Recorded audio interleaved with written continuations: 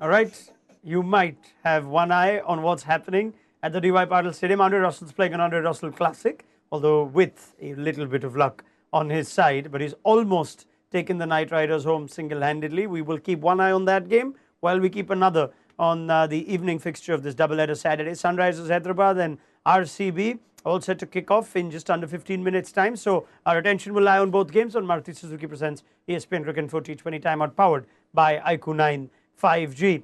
Kane Williamson's winning tosses and he's won 7 this season. Sunrisers are going to bowl first. Dan Vettori, Chris Lynn both with me still.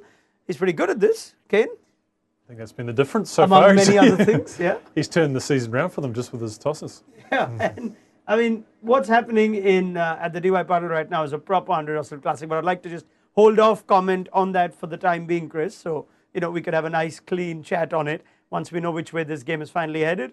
Good one, this. Hyderabad, Bangalore, both teams on a bit of a winning run, now clashing against each other. I guess you'd think Hyderabad winning the toss just makes this that much closer to call. We're still wondering what we'll see of Hyderabad if they're forced to bat first, but we don't need to worry about that tonight.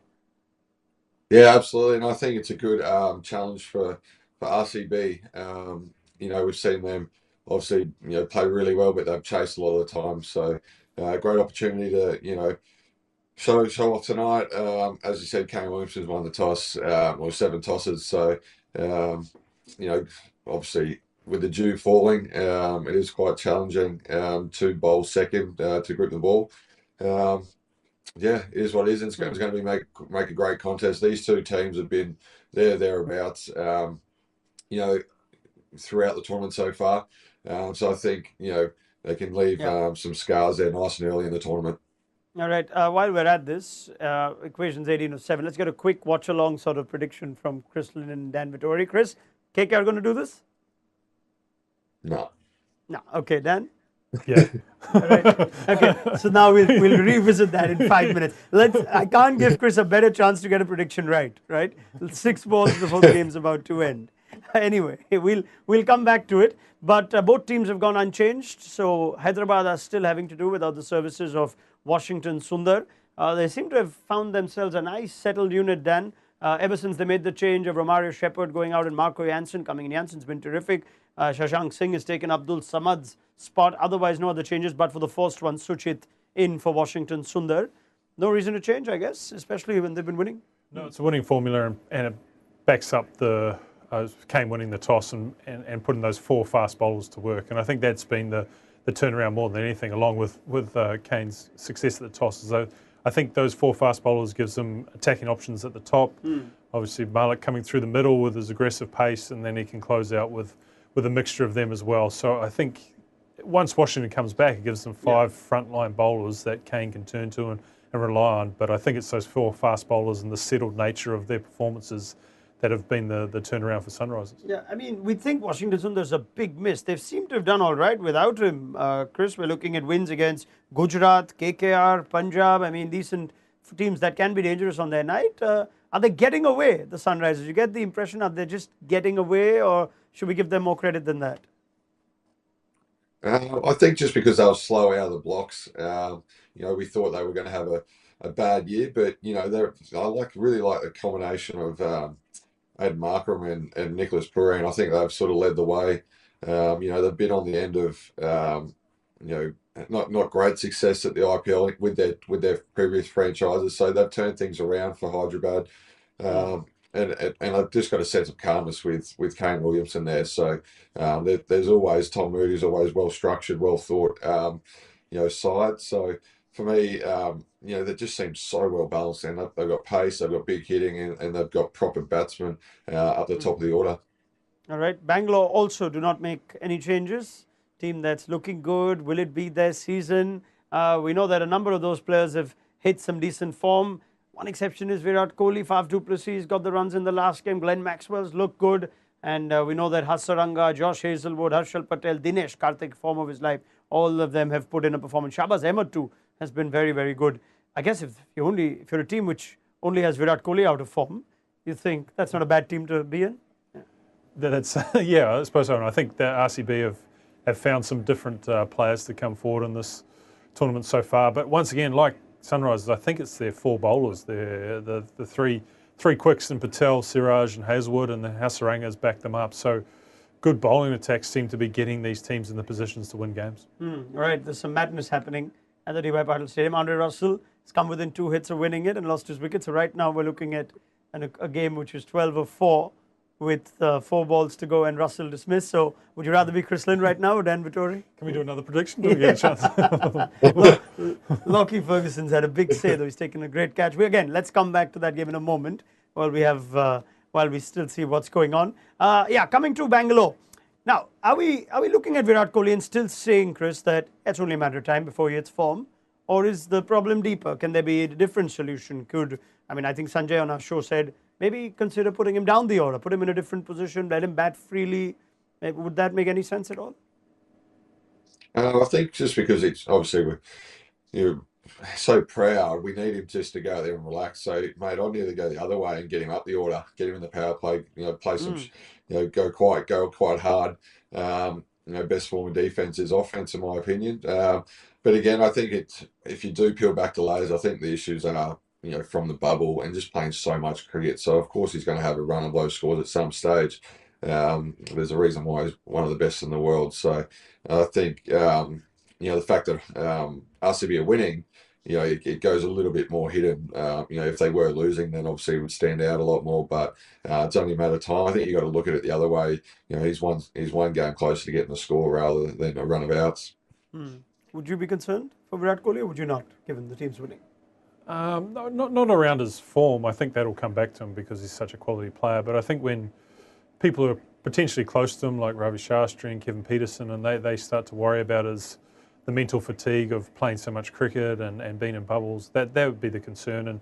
And to Linny's point, to maybe get him out of that is just to go out and be as offensive as possible with the bat. And sometimes a lot of great players talk about almost having the ability to slog for a game just to reset everything. And I think someone like Kohli, it would go against the grain of the style that he plays, but to step it up again, maybe just the cure that he needs at the moment. What's the challenge, though? Today we're looking at a bowling attack that seems to be the most all-round, or certainly one of the more difficult fast bowling attacks to work with. They all offer something different. Jansen, Natarajan, Bhuvi, Umran Malik. They're hard to get away.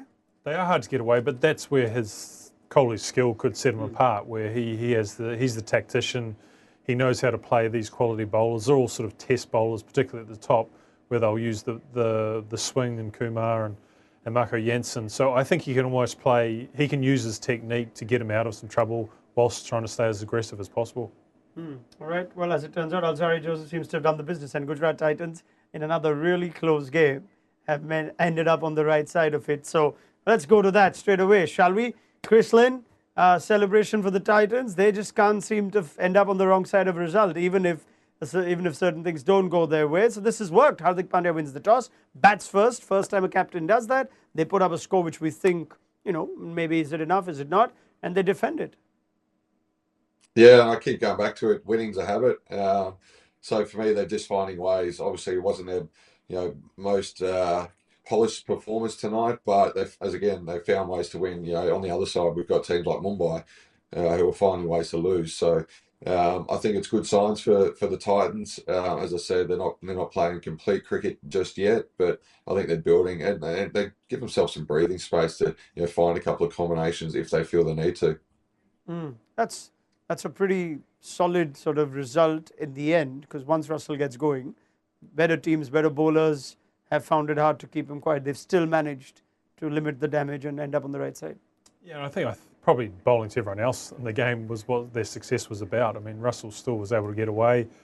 He still had the ability to hit those sixes, and so he's incredibly difficult to stop. So, Gujarat should be thankful in the end that they managed to get him out twice. But I think in the end they read the wicket well. I mean, we go all the way back to the toss, and so some credit has to go to Hardik Pandya around his thinking around that. They thought it was going to be difficult. It was proven to be. Southee bowled extremely well and probably set a tone of how to bowl on that surface. And we saw the fast bowlers from Gujarat utilise that. And once again, Rashid Khan just complemented everything they did. What's the decisive period of Gujarat's win today? Would it be the fact that Hardik got runs and they got over 150, or is it the start they had with the ball? I think it's Hardik and how he managed the innings, because whilst they won the toss and they thought it was going to be slow, someone still had to bat in the manner that he did. And we talked about where he's going to bat. He took the responsibility, went up to 3, read the situation. He had to nurse Saha through a little bit of it, and he still managed to score. He took on the spinners to some degree. So I think he put together almost a captain's batting performance where he read the wicket and put his team in a position to win. Chris, if you're KKR, I mean, you keep saying it, winning's a habit. Now they've formed into this habit of losing 4 losses on the trot now. What's missing? Well, they're probably missing 8 runs. They fell 8 runs short. So for me, I think with Andre Russell scoring, nearly 48 at the end there, that's not going to happen all the time. So I actually think this loss is a lot deeper than 8 runs. So Andre Russell is made it look much closer than what it actually was in my eyes. So for me, I think there's actually some deeper scars there for Kolkata, and as we touched on, the platform that Hardik gave his side, just gave him a huge base to work with. Whereas the performances at the back end of the game, like Russell, they're 50-50 all the time. Whereas winning up front, setting the tone early up front is more important. Yeah, just looking at the game now that we've seen 40 overs, Chris, is this a target that should have been chased? Or is this should credit to Gujarat's bowlers that they've made a fight out of it? I think got to give credit. And Dan spoke about the toss and playing proactive cricket and winning toss and batting. I think obviously they've read the wicket well. A day game, we don't see too many teams bat first, excluding those day games. But no, I think at the start of the day, Kolkata would have been happy chasing that. So yeah, Gujarat would have loved a few more runs, but you got to give credit where credit's due, and they got wickets up front, which was needed. It's a team that set out to get wickets up front with the kind of auction strategy they had, Dan, and Shami with 2 up top, Ferguson with key wickets, and Yash Dayal looks the part to you.